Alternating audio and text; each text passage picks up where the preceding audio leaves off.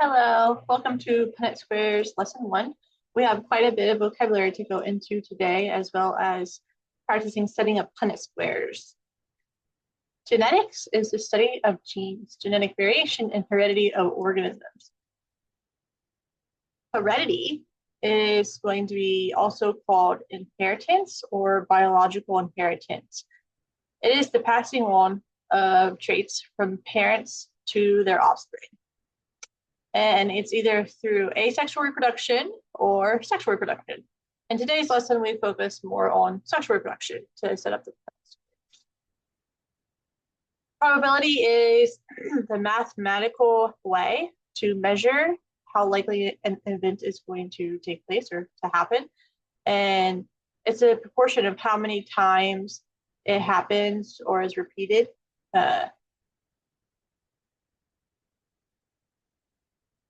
And DNA or genes, DNA is called deoxyribonucleic acid, and genes are segments of the DNA. Your DNA is your genetic code, your information. It's instructions for how the body is going to function and what characteristics it's going to express. And they are the basic units of heredity. And genes make up the blueprint for the human body. They can be as small as 1,000 bases or as large as 1,000,000 bases. So in DNA, you have bases. There's 4 bases, A, T, C, and G, and they go side by side.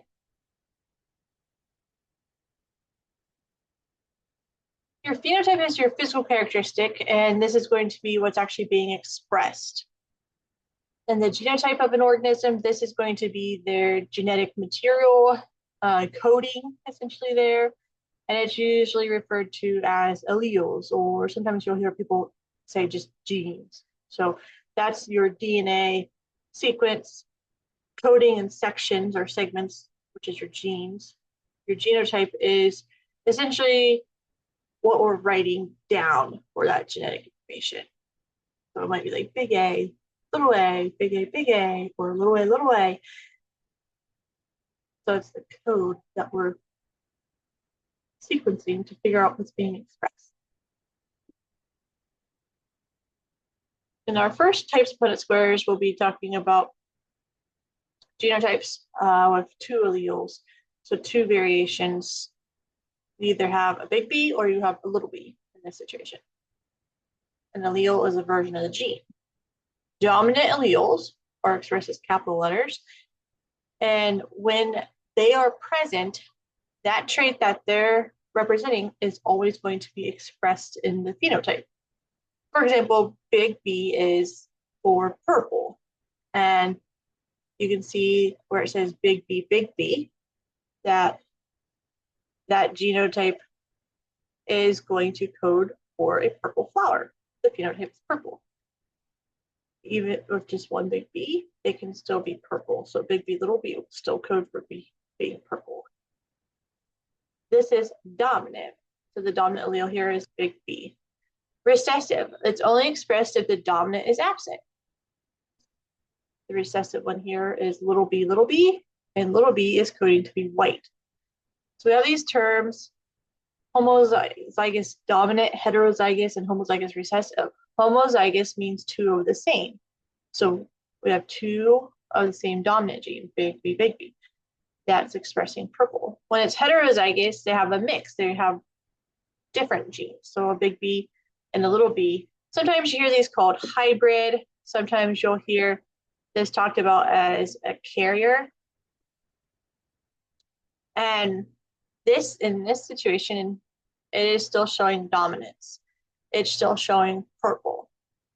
This is a type of complete dominance or Mendelian Punnett square problem set here. So we have different types where the heterozygous may be doing something different, but in this case, it's still showing dominance. And then little b is what we'd have as homozygous recessive, 2 of the same, but the recessive. Another word for homozygous is purebred. Sometimes you hear them being called true breeding.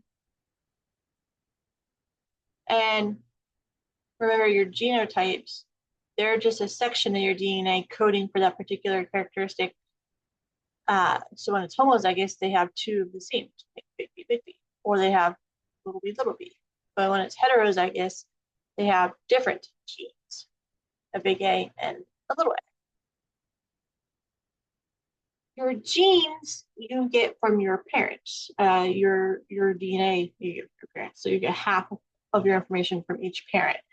And so when we're talking about like big A, you're getting a big A from one parent and a big A from the other parent, or a big A from one parent and a little A from the other parent.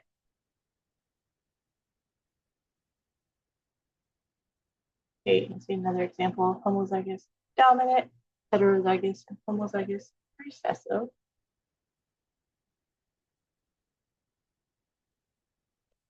So it says that homozygous dominant is the genotype where an individual inherits two copies of a dominant gene.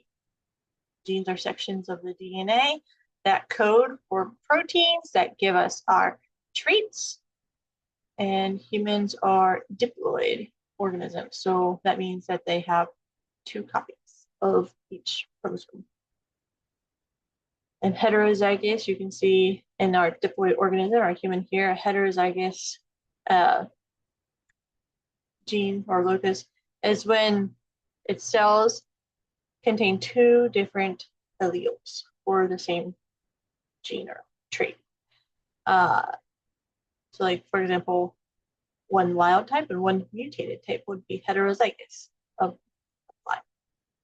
And then you can see homozygous recessive there. So that's our vocab to get us started so far. So Gregor Mendel, the father of genetics, he crossed pea plants when he was running his experiments as a Swedish botanist, and he kind of coined some of those terms that we just talked about. He was able to model Punnett squares, and we still use these today to show possible combinations of inheritance from the parents. So Punnett square is a helpful tool that helps to predict the variations and probabilities that can come from crossbreeding. This includes predicting crossing plants, animals, even humans with each other. When you're looking at a Punnett square, the first thing you'll be doing is figuring out what the parent's traits are. So we have a parent here, their genes say big A, little a, and the parent to the side, their genes or alleles say big A, big A. What you're going to do is you're going to separate that parent's letters. So we'll put this parent up top. The big A will go above one box and the little a will go above the other box. And you'll do the same thing for the other parent. So you'll have big A separating here. And we do that because that helps us show how meiosis is taking place. So they're only going to get half the information from each parent. As you can see when this is analyzing, that when the big A comes down, that's from parent up top, the little a comes down from the parent up top, and then the big A comes across. And so you have one from each parent. And you still have two of your alleles, it's just you're getting half from each parent. So we're looking at calculating the genotype and the phenotype from this. The genotype is your genetic information, and that's literally what the Punnett square tells you. Those are the letters that code for what your genes say and what your DNA says, essentially. But it's like a coded letter. And then the phenotype is the physical characteristics. So you would count and analyze the 4 boxes. We have 1, 2, 3, 4. For example, this box, it has big G, little g. Big G is dominant or green, and little g is coding for yellow. Since this has at least one big G, this is going to count as green. And then we have another box like that too. So we have 2 green ones that are big G, little g. And then little g codes, since there's no green, the only thing it can code for is yellow. So we have 2 little g's and therefore 2 yellows. So for the phenotype, you would just calculate how many are green and how many are yellow. That's their physical characteristics that you can actually see. And it's still 2 and 2, but I just want to note that if you had big G's, you would add big G, and big G, little g together for the green phenotype because they both code to be green. And in reality, like if you're looking at green peas, you're not going to know which one's homozygous dominant and which one's heterozygous. You can't see their traits. You can only just see what color they are. So looking at this one, we've got short tails and long tails.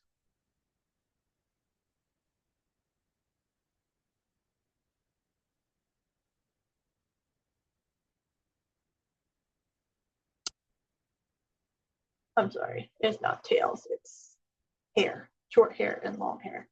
So S is for short hair and L is for long hair. Short is dominant over long. So we have a parent who's heterozygous. So we've got SL and another parent who's heterozygous SL.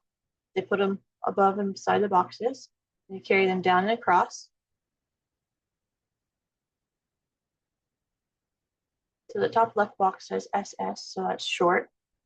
And then the next box says SL, that's short. And then the bottom left box, SL, and that's short. And the bottom right box is LL, and that's long. When you're adding up the phenotypes, all of these ones count as being short. So you would say like there's 3 short ones compared to 1 long one. But when you're doing your genotype, you'd have 1 SS, 2 SL, and 1 S or LL.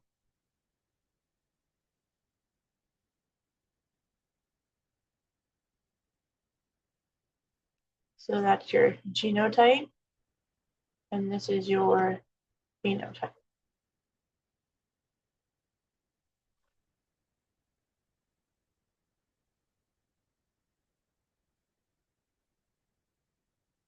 You can write that as a fraction or a percentage.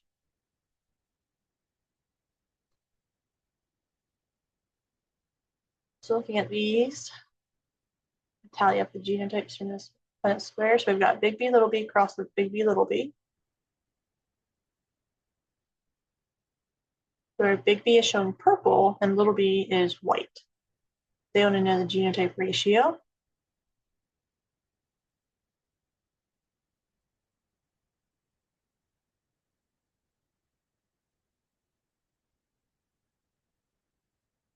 So we have 1 out of 4 being big B, 2 out of 4 being big B, little b, and 1 out of 4 being little b, little b. So then you'd calculate this.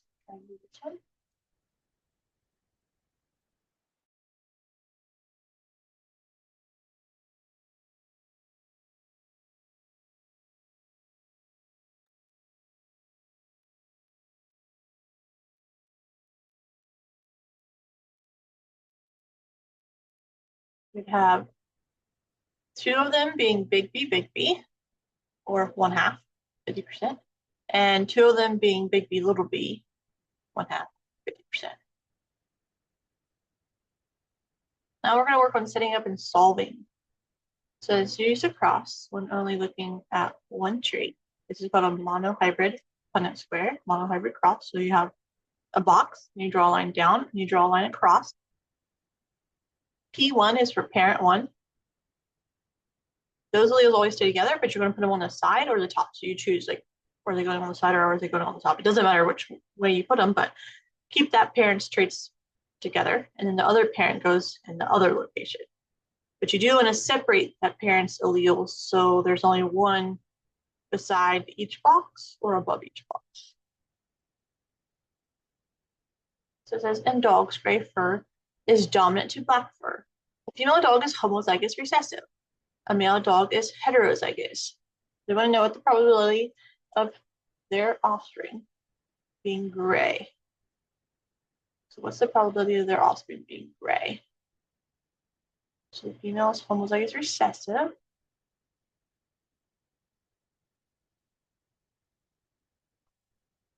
And then male is heterozygous. So take a second here.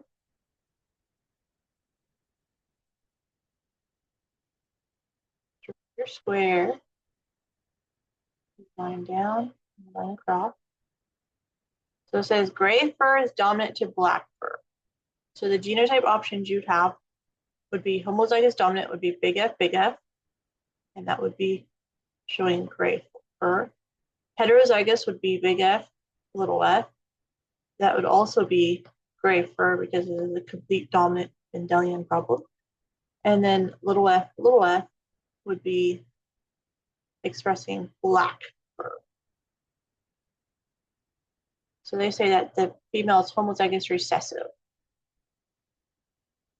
So she big F, little f, or little f.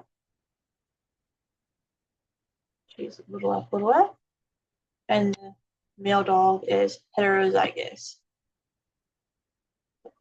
Big F, little f. So now that you have your parents' genes, make sure you have those correct. You're going to put one parent above the boxes and separate her genes so only one's above. And then the other parent's going to be to the side.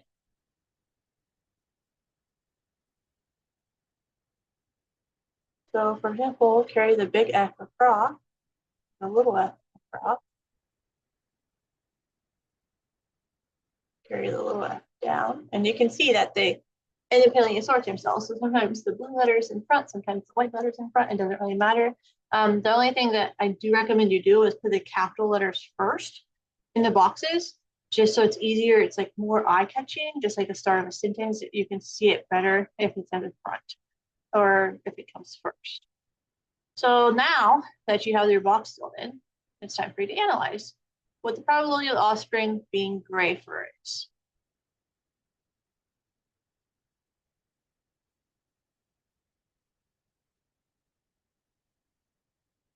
Go ahead and choose your answer.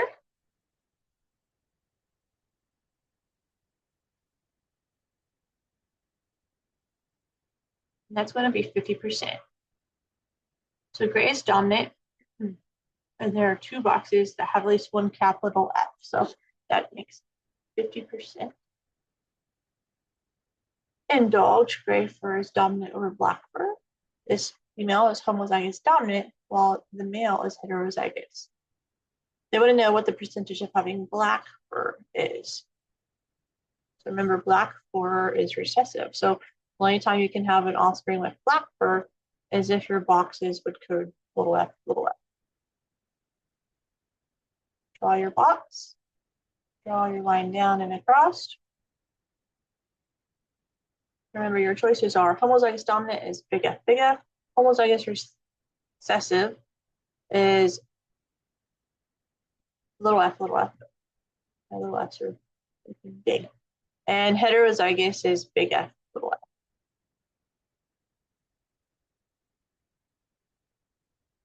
Problem, homozygous dominant dog would be big F, big F. And the heterozygous one is big F, little f. What's the chances of them having an offspring that's recessive, having black fur?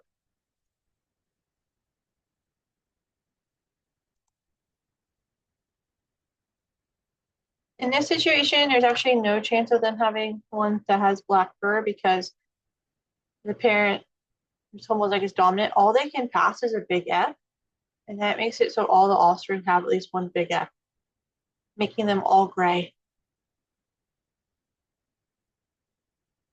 And fruit flies, red eyes are dominant, big E. White eyes are recessive, little e. The female has white eyes and the male is homozygous dominant for red eyes. They want to know what's the chances of having offspring who have red eyes. So draw your square, line down, line across. So your choices are big E, which would show red eyes, homozygous dominant. The heterozygous is big E, which still shows red eyes. And the recessive is little e, which would show white eyes. So we know that female has white eyes. We'll put little e above the boxes there. And then the male is homozygous dominant. We have big E, big E. So carry those across and down. They want to know how many is going to have red eye.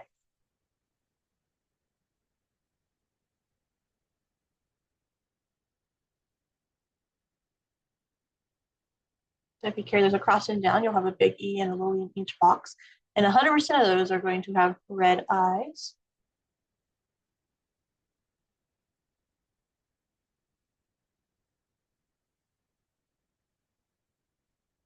I want to know how many is homozygous dominant genotype here.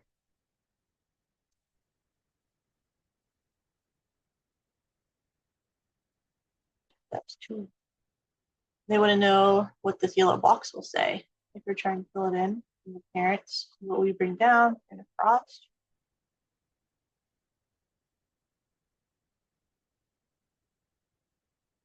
Little B. So you'll be able to continue practicing these questions with the quizzes game, and it has direct feedback and everything for you to practice with. Let me see.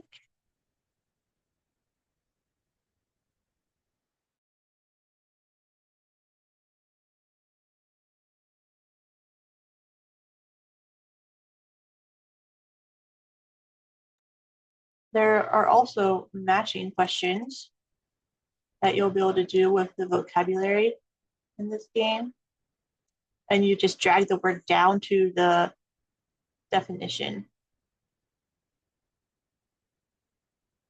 And then you'll see there are drag and drop problems with like a word bank. So you can drag this to the box, wherever you want it to go, to fill in the sentence.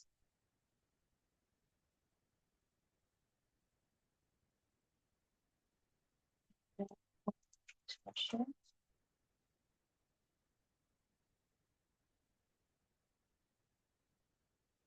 So once you get through the lesson, the question, there's quite a bit of practice questions, just making sure you can identify like what's the heterozygous, for example, this one.